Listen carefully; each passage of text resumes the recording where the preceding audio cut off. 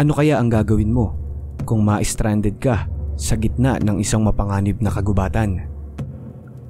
Mag-isa, walang pagkain, walang tubig, at higit sa lahat, wala kang kasiguraduhan kung makakalabas ka pa ba ng buhay sa madilim na bangungot na ito. Iyan ang nangyari sa bida natin ngayon. Ito ay isang tunay na kaganapan nang matrap ang isang adventurer na si Yossi Ginsberg sa pusod ng isang mabangis na kalikasan, ang Amazon Rainforest. Sa video na ito ay aalamin natin ang sinapit ni Yossi at paano siya nakaligtas mula sa bingit ng kamatayan, na ayon sa kanya mismo, ito daw ay isang himala na pangyayari sa kanyang buhay. Paano siya natagpuan ng mga tao? Paano niya nagawang mabuhay sa loob ng 3 linggo sa loob ng Amazon? Yan ang titignan natin sa video na ito, mga chip. Pero bago natin simulan ay huwag mo sana kalimutang mag-subscribe para updated ka sa mga susunod nating upload. Anyway, huwag na natin patagalin pa. Simulan na natin ang storya, mga chip. Ito ang The Survival Story of Yossi Ginsberg.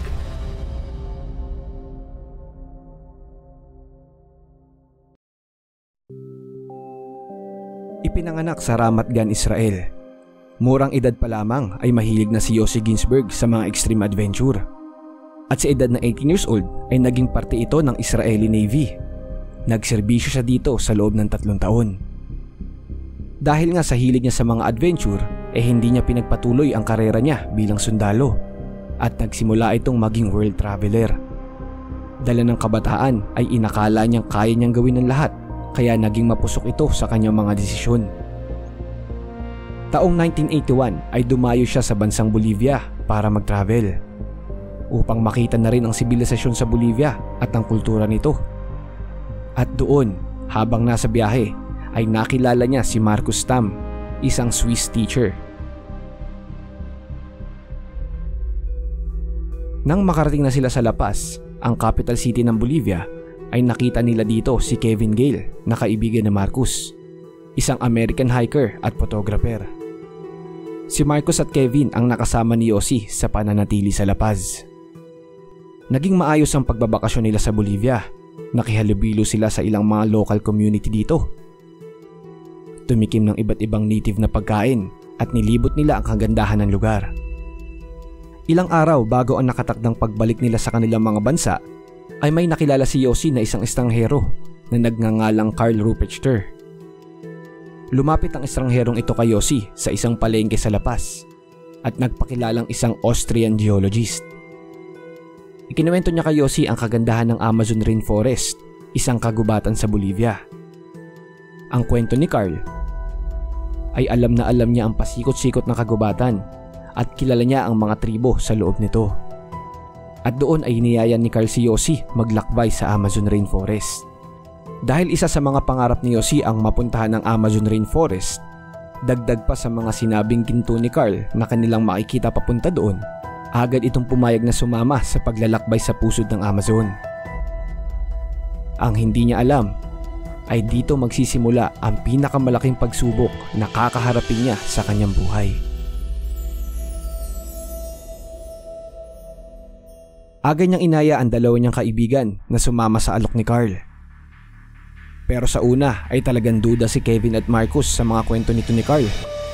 At sinabi din nila kay Yossi na lubhang napakapanganib ng Amazon para puntahan.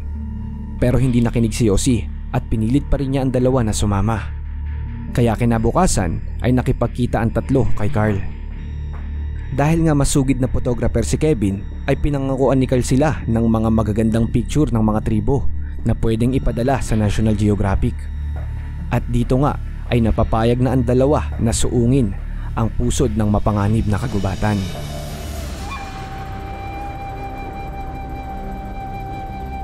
November 1981.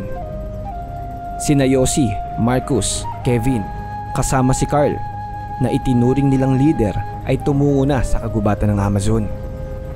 Sa una ay talagang manghang-mangha ang tatlo sa bukana ng kagubatan.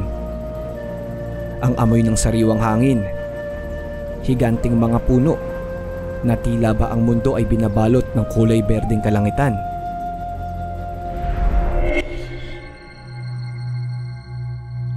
Gamit ang dala nilang mapa ay sinundan nila ang pangunguna ni Carl papunta sa pusod ng kagubatan.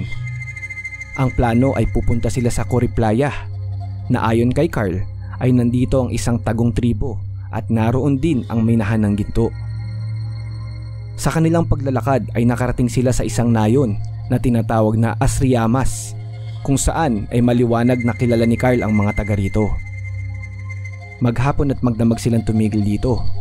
Pagkatapos ay bumalik na sila sa gubat kinaumagahan para ipagpatuloy ang pagpunta sa Cory Playa. At dito na nga nagsimula ang kalbaryo ng tatlo. Dumating ang ilang araw ay naubusan sila ng supply ng pagkain at wala silang nagawa kundi kumain ng karne ng unggoy na pinangunahan ni Carl. Di naglaon ay mas bumigat pa ng bumigat ang paglalakbay ng grupo. Nagsimulang magkaproblema sa paglalakad si Marcus. Nakita nila na napakaraming sugat ni Marcus sa kanyang paa. Pinababagal ni Marcus ang grupo at madalas pa itong magreklamo, kaya nagsimula ng mainis sina Kevin at Yossi dito. Napagdesisyonan nila na suungin ang mabangis na ilog para mapabilis ang kanilang pagpunta sa Cory Playa. Kaya nagtayo sila ng balsa at bumaba na sa ilog. Dito ay mas nadagdagan pa ang bigat na pasa ng grupo. Tumama sila sa isang mabilis na alon na halos hindi na makalusot. Sa putong to ay nag-away na si Carl at Kevin sa kadahilan ng ayaw na tumuloy ni Carl sa ilog. Kaya ang nangyari, itinabi niya ang balsa upang mangaso. Maglaon kaya pala ayaw tumuloy ni Carl sa ilog ay dahil hindi ito marunong lumangoy at may takot ito sa tubig. Dumating sa punto na nagdesisyon ng grupo na maghiwalay ng landas.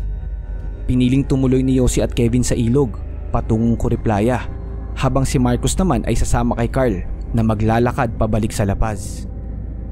Pero bago umalis, si Carl ay binalaan sila Yossi at Kevin kung gaano kapanganib ang ilog na susuungin nila. Ang San Pedro Canyon. Naglayag na si Yossi at Kevin gamit ang gawa nilang balsa.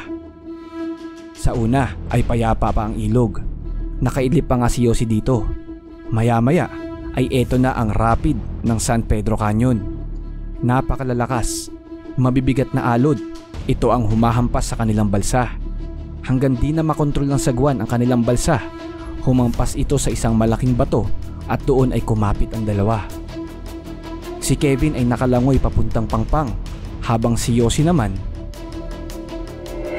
ay tinangay ng malakas na alon ng ilog.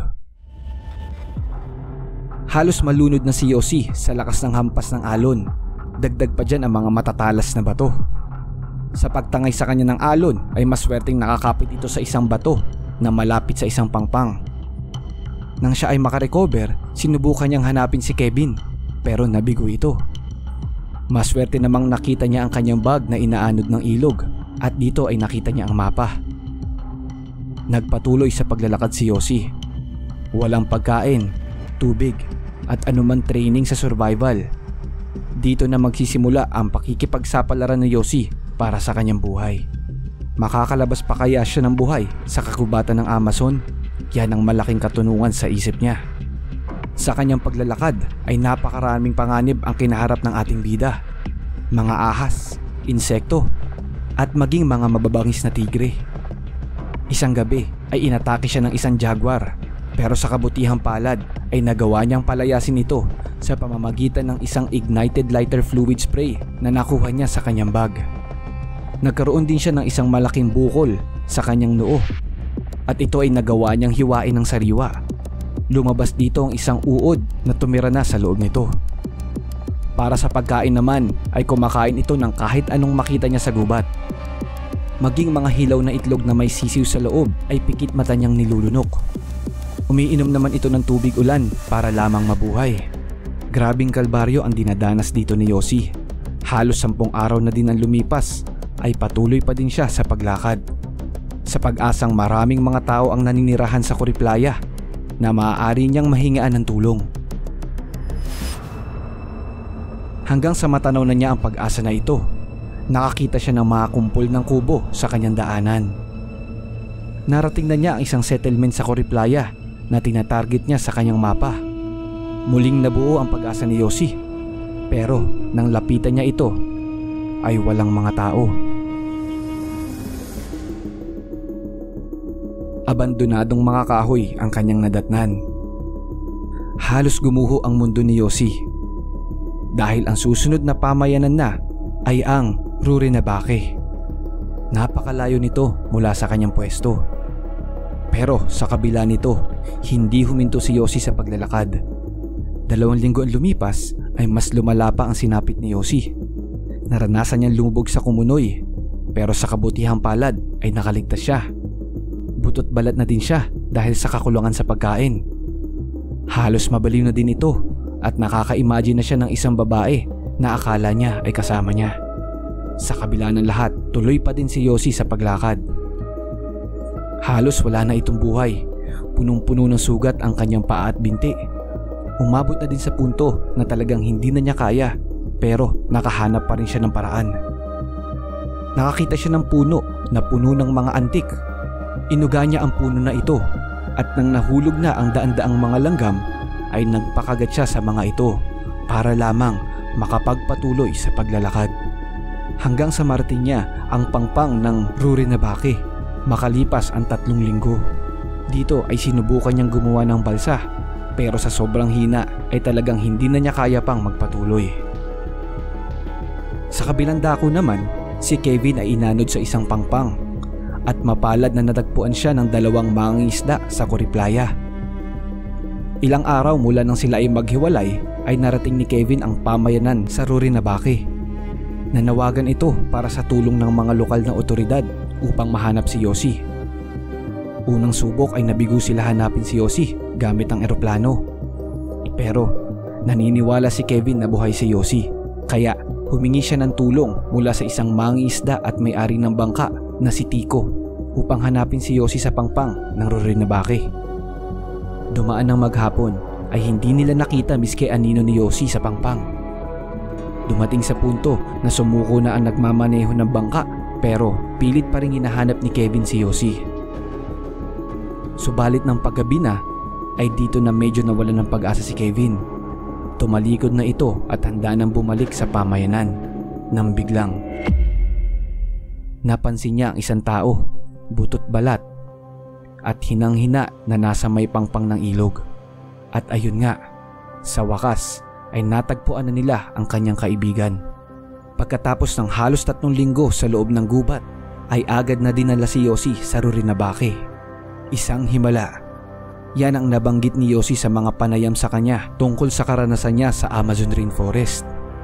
At salamat din sa kaibigan niya si Kevin na hindi talaga sumuko sa paghahanap para lamang maligtas ang buhay niya. Samantala, si Carl at Marcus naman ay hindi tiyak kung nasaan. Halos 1 buwan ang ginugol ni Kevin at Yossi para hanapin ang dalawa, pero nabigo ito. Kalaunan ay napag-alaman na si Carl ay isa palang wanted sa Bolivia. Kilala siya sa panliligaw ng mga adventurer sa lugar na iyon, at ang tribo at minahan ng ginto na pinangako sa kanila ay hindi pala totoo. Hanggang sa ngayon ay hindi na nakita si Marcus at Carl, at hindi pa rin alam ang pangunahing dahilan kung bakit sila sinubukang iligaw ni Carl sa gitna ng gubat. Makalipas ang halos 10 taon pagkatapos niyang makaligtas sa madilim na bangungot na iyon, ay bumalik si Yossi sa Bolivia. Tumulong siya sa mga native dito upang makapagpatayo ng solar-powered energy bilang kuryente, at nanirahan siya doon mula 1992 hanggang 1995. Sa ngayon ay matagumpay na sa buhay si Yossi. Madami na siyang mga negosyo at isa na din siyang sikat na manunulat. Ginawa ng pelikula ang istorya na ito mga chip, The Jungle ang title. Ginawa din itong tribute para sa alaala ng kaibigan nilang si Marcus. Sana ay na-enjoy nyo ang video natin mga chip. Ang pangyayari na ito ay isang milagro para sa buhay ni Yossi. Isang malaking aral sa kanya at pati sa atin din mga chip. Nakita natin ang kahalagahan ng desisyon para sa ating buhay. Kumbaga maturity ika nga. At syempre, nakita din natin dito ang biyayang hatid sa atin ng tunay na kaibigan. Hanggang dito muna tayo sa ngayon mga chip. Maraming salamat sa panonood. Hanggang sa muli.